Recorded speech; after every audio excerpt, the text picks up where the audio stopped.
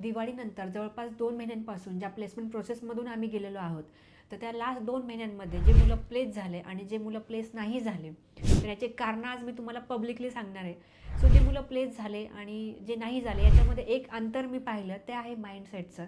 So जे मुलं place झाले त्यांचा माइंडसेट फार स्ट्राँग होता, की माझं होणारच, मी करणारच. आणि त्यांच्यामध्ये कितीही प्रॉब्लेम्स होते तरी त्यांना त्याचं काही न त्यांना जाणवलं आणि ते IT मध्ये प्लेस होऊन गेले.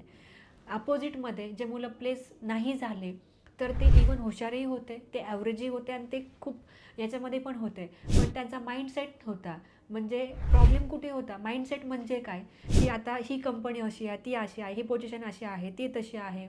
म्हणजे आपण म्हणतो ना, की नेव्हर जज बुक बाय इट्स कव्हर. तर हा सीन इथे घडतोय, की बरेच मुलं बाहेरूनच कंपनीजला जज करतात आहेत. अरे मित्रांनो, मी किती वेळा सांगते, की कुठल्याही कंपनीमध्ये तुम्ही जॉईन करा, एंड टू एंड फ्लो बघा आणि मग ठरवा ती कंपनी किती वर्थ आहे किंवा नाही.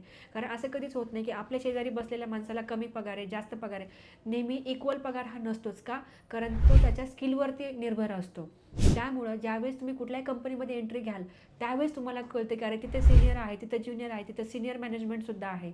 मग त्यांना जर चांगला पगार मिळतो तर ते वेगळं काय करतात हे जवळून बघायला मिळतं. त्यामुळे कुठल्याही कंपनीला बाहेरून जज न करता त्या कंपनीचा इंटरव्ह्यू तुम्ही द्या. त्याच्यामध्ये स्टार्ट टू एंड प्रोसेसमध्ये तुम्ही फॉलो व्हा आणि त्यानंतर ठरवा की ती कंपनी चांगली का वाईट आहे. त्यामुळं जे मुलं जजमेंटल राहिले तर त्यांना यश प्राप्ती नाही झालेली. त्यामुळे मला पुन्हा पुन्हा तुम्हाला हे सांगावंसं वाटतं, की जर तुम्हाला येणाऱ्या वर्षामध्ये जर चांगले जॉब्स हवे असतील, तर ते चांगले जॉब मिळवण्यासाठी तुमचा माइंडसेट पॉझिटिव्ह ठेवा. म्हणजे जे मुलं यशस्वी झालेले आहेत, तर त्यांच्या माइंडसेटमध्ये मला जे अंतर दिसलं, तर ते मी तुम्हाला समोरासमोर सांगितलं. कारण प्रत्येकजण हुशार आहे, प्रत्येक मूल हुशार आहे, त्यांच्यामध्ये युनिक क्वालिटी आहे. फक्त त्यांच्या नकारात्मक किंवा निगेटिव्ह माइंडसेटमुळे आज जर त्यांना जॉब मिळत नाही आहे, तर त्यांना तो माइंडसेट बदलायची आता खरी वेळ आलेली आहे.